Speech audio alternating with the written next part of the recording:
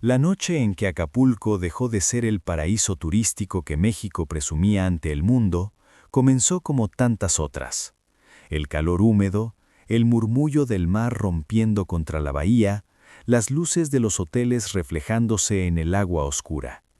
Nadie imaginaba que en cuestión de horas la ciudad sería irreconocible, que el sonido constante del viento se convertiría en un rugido capaz de arrancar edificios, borrar calles y fracturar miles de vidas al mismo tiempo.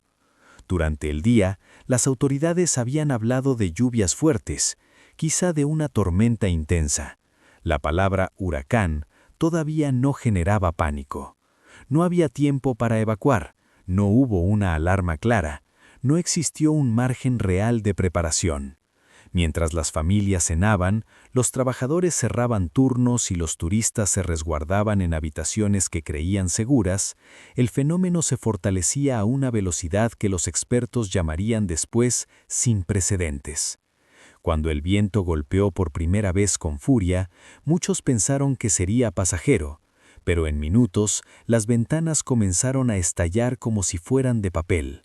Los postes de luz cayeron uno tras otro, sumiendo colonias enteras en una oscuridad absoluta.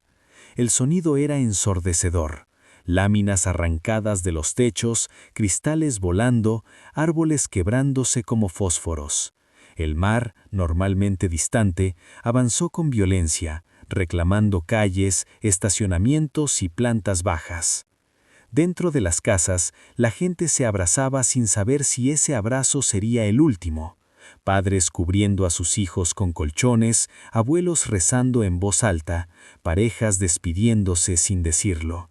En hospitales, el personal médico luchaba por mantener con vida a pacientes mientras el agua se filtraba por los pasillos y los generadores fallaban.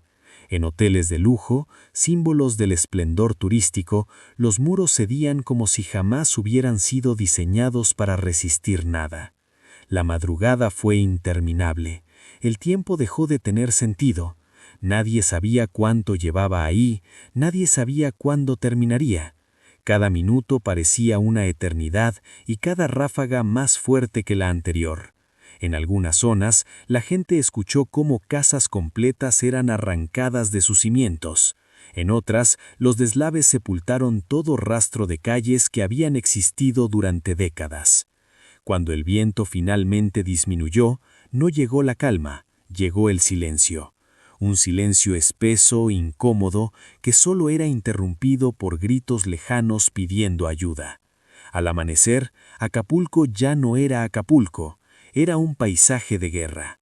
Hoteles convertidos en esqueletos de concreto, avenidas cubiertas de escombros, autos apilados unos sobre otros, barcos lanzados tierra adentro como juguetes rotos.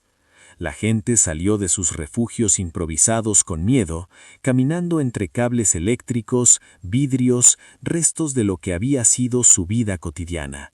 Muchos buscaban familiares sin saber si estaban vivos.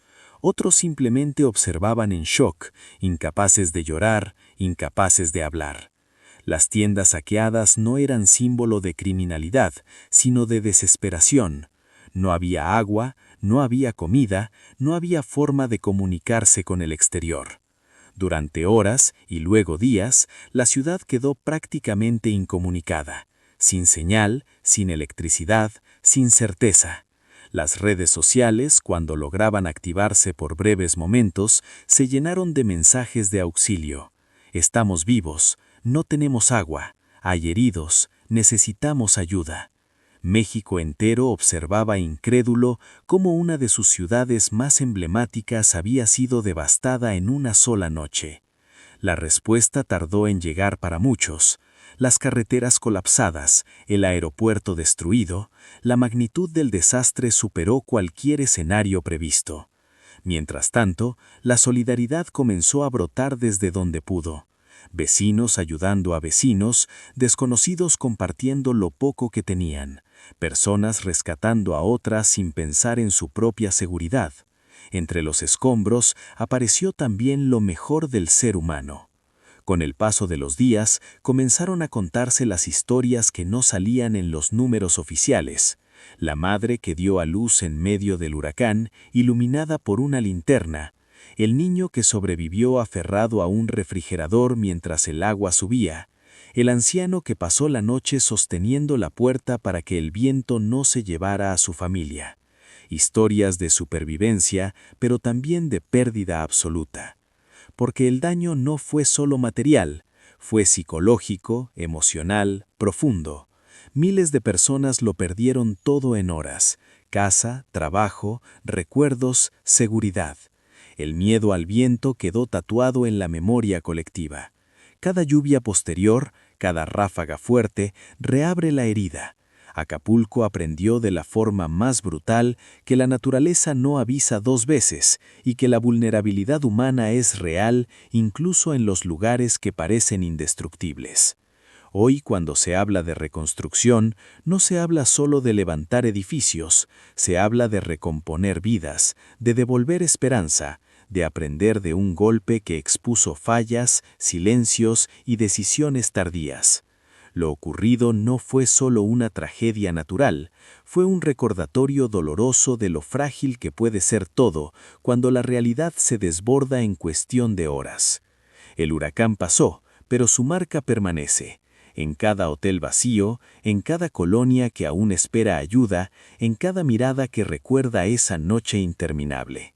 Acapulco sigue en pie, sí, pero ya no es el mismo. México tampoco, porque hay noches que no se olvidan, noches que parten la historia en un antes y después. Y esta, sin duda, fue una de ellas.